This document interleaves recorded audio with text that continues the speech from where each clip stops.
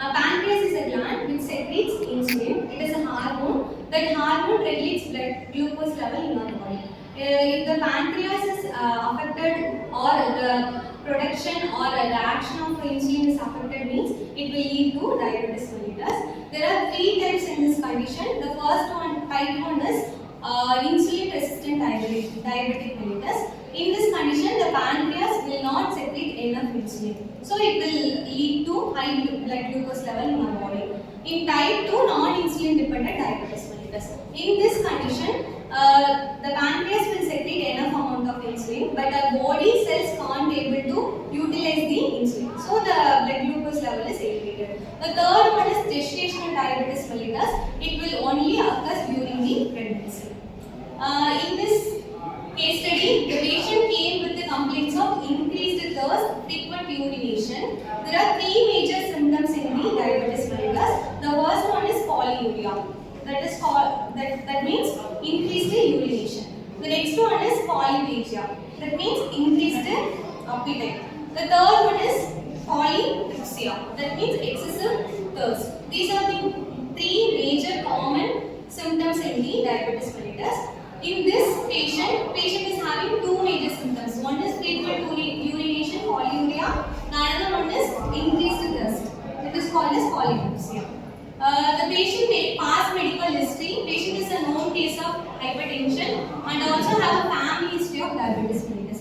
Diabetes mellitus is a hereditary condition which carries through the hereditary and family genetics. The Krishnendu will explain the vitals.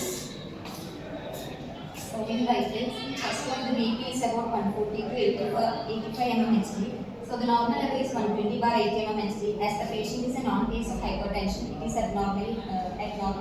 Then the heart rate lies between normal range is about 72 beats per minute.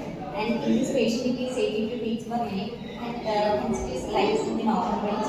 Then next one, the respiratory rate. It is about 16 breaths per minute. The normal range is 15 to 18. Then temperature, it is about 98.4 degree Fahrenheit. Then the oxygen saturation, it is about 97% in the room air, and the normal range is 95 to 100%. Patient vitals are normal, only the BP is slightly elevated because of patient is a known case of hypertension. Then Muthu Vaishnavi will explain the systemic examination of this patient. In general appearance, the patient is alert and awake, is normal. In cardiovascular system, the heart sound S1 and S2 is present. There is no murmur, so no evidence in abnormality in cardiovascular system. In respiratory system, bilateral air entry is present in both lungs. In central nervous system is normal. In systemic examination, patient is normal in all systems.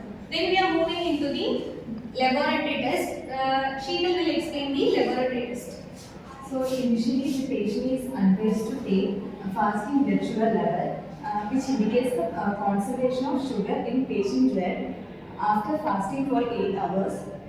So here is about 210 mg per dl, and the normal is less than 100 mg per dl. It indicates it is slightly abnormal, and then the patient is advised to take HbA1c test, which indicates the concentration of sugar in patient blood For the past 3 months, and it is about 8.9%, and the normal is less than 5.7%. So it is also slightly abnormal. And then liver function test is done. It is normal, and the thyroid function is also normal. So patient is having a very abnormal fasting blood sugar and also having the abnormal HbA1c, which indicates diabetes mellitus. So we are confirming this patient is having type 2 diabetes mellitus. Then we are moving into the management for this patient. There are two management. One is dietary management, the another one is medical management. Dietary management will explain by Satya. The patient is advised to take dietary management, reduce carbohydrates, increase fiber. The patient is advised to avoid sugar to maintain the blood glucose level.